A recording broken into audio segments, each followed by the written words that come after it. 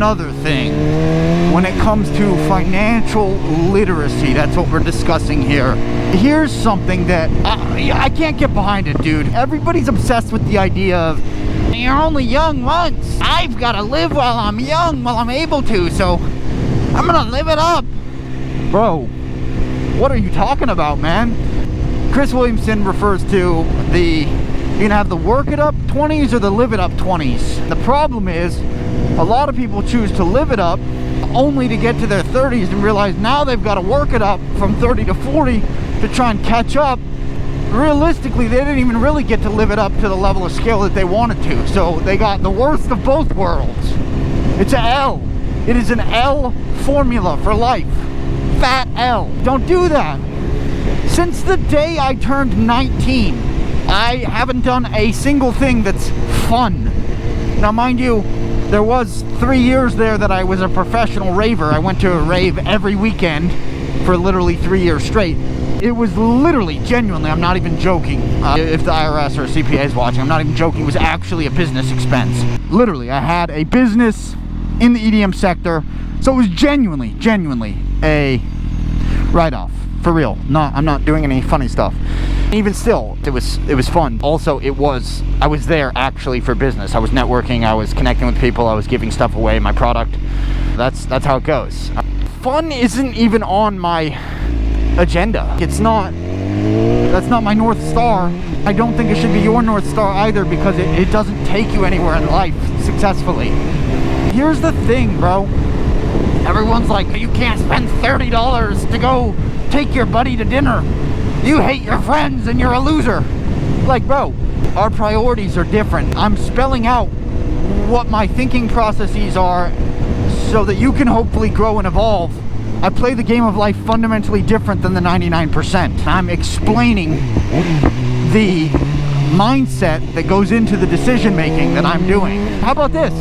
You've got the whimsy to spend $30 on dinner casually all the time, whenever. That's part of your discretionary spending.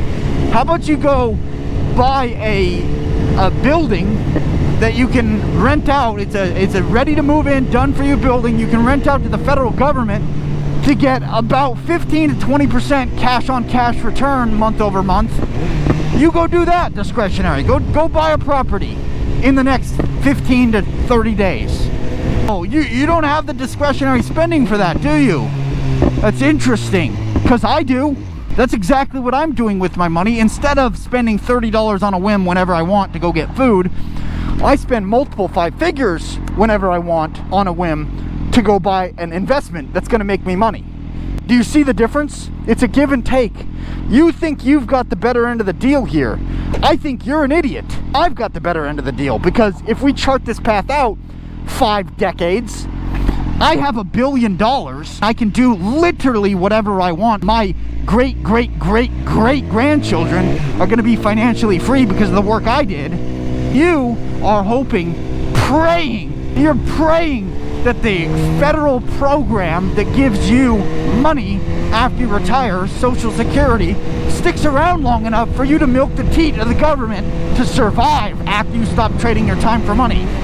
Do you see the fundamental difference of how we're playing the game of life? I'm trying to teach you something to change your financial future. You're so busy calling me an idiot for being financially judicious with how I spend my earned income that your head is so deep in the sand you cannot see anything. It's quite disturbing, because it's no ego. I'm not saying I'm better than you. I'm not trying to dog you. It's just we're operating on different information.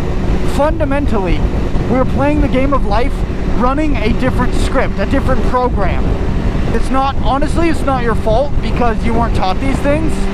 Nobody was. I had to get self-educated by reading books. The central education system is literally a scam to keep you thinking like this. Of course, you hear what I'm talking about and you're like, this guy is crazy. No, I'm not actually. I'm the only one with my head on straight. Do you think it's reasonable? Do you think it's reasonable to say no to small little discretionary spending, like dinner here and an outing there and a night with drinks there? Is it reasonable to say no to things like that for 1 to 2 years in order to build enough passive cash flow through buying an instrument of wealth creation, i.e. some real estate as one example, so that you can make enough money that your job becomes optional. You don't need your job. You can keep doing your job if you like it and have a little bit of passive cash flow or active cash flow. You don't really need it. Is that reasonable? I think it's not just reasonable, I think it's vitally necessary. Any other model of reality is straight up idiocy. It doesn't make sense, bro. The internet is, everyone's so excited to argue their point and say, no, you're wrong, I'm right. Have you perhaps considered the reason why you live paycheck to paycheck? The reason why I can buy multi-5-figure toys or investments on a whim, on a 3-hour decision because I feel like it? Have you considered that we're living in these completely different fundamental natures of reality because of our decisions and choices?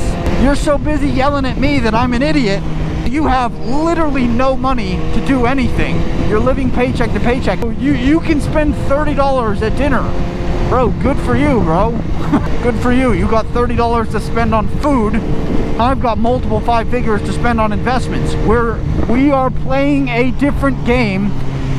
Look, no BS, no ego. Personally, from my vantage point, from my perspective and opinion, I personally think the game I'm playing is better. It's just my opinion. It is my opinion. Honestly, if I'm being real, it's the right opinion. We can just know that it's the right opinion by charting it out a couple years, a couple decades. Because right now, I'm sacrificing. I've got money. I don't spend any of my money. I live way below my means. It's kind of depressing, bro. I get it. I get where you're talking about, because you're like, that sounds lame, you sound depressed. You've got money and you got this toy and you got cash flow and no debt. You can't spend any money. Sounds like you're really depressed. Bro, dude, you're thinking about today, tomorrow, this weekend. I'm thinking about next decade. I'm thinking about when I'm 90, my great-great-grandchildren need a financial future and a game plan for how they're gonna scale their financial future. I'm thinking way, way, way longer term than you are. For a season, dude, I'm not discrediting the idea that for a season, it sucks, bro. The season I'm going through sucks, bro. Literally, the other day, all my homies, all my students, 3 of my students went out to all-you-can-eat sushi. We were talking about it in the group chat for 2 weeks, bro. They called me up, they're like, we're here, we're like literally 2 miles from your house, bro. Pull up on the bike, let's get some dinner. I was like, bro, literally it's like $35 plus tip. That's gonna be $40 out of my pocket. I genuinely can't spend $40 on that. And they're like, bro, what are you talking about, bro? Yes, you can. And I'm like, I'm genuinely not gonna do that. I have my meal prep. It's better for the macros and for my fitness goals. It's already done. It's gonna save me some time. I can film some brand deals and actually be productive for the next 2 hours. Take that $40 that I otherwise would have spent on that and I can DCA into Bitcoin and stack investments. Is that lame? Yes, it's lame. Guess what? My friends understand it. I understand it. Nobody faults me for it. Guess what? Guess what? When I have $10 million of real estate under my belt and all my homies live in a quadplex with me and we're all building an entrepreneurial venture together, guess who's going to be super grateful that I said no a couple of times in order to plan for the bigger future? My homies. You see what I'm saying? Yeah, it's depressing. I get it. For surezies, it sucks for a season. I'm okay with suffering for a season to have freedom for my entire life. And if you're not, then you're not playing the right game, dude. Genuinely. Like, I think it's rational. It's genuinely reasonable too. And bro, this is a big problem. Living below your means requires a level of self-discipline and delayed gratification that is foreign to most people. As it correlates to fitness, right? It sucks to start going to the gym and then realize, oh, I have to change my eating habits. This is going to constitute a lot more change than I initially projected. Yeah, kind of depressing, bro. Can't lie, but it pays dividends. You just got to do it. So I love you guys. Hope you have a wonderful, beautiful, blessed day. I hope you learned something and maybe got better today. Peace.